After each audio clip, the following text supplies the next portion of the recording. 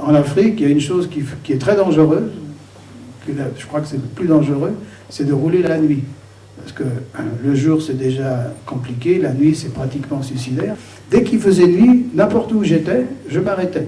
Je m'arrêtais pour dormir. En Mauritanie, à chaque fois, il y avait un nomade qui venait me chercher pour m'emmener dormir sous la tente dans le désert.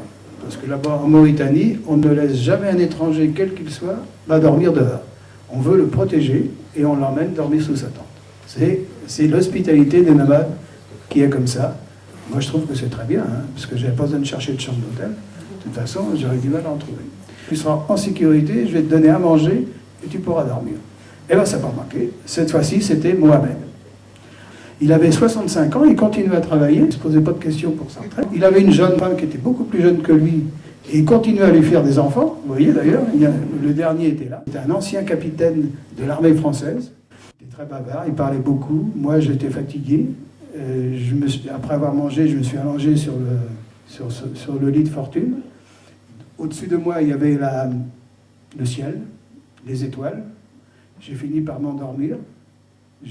En entendant Mohamed continuer à me parler, je me suis endormi et je me suis réveillé le lendemain matin.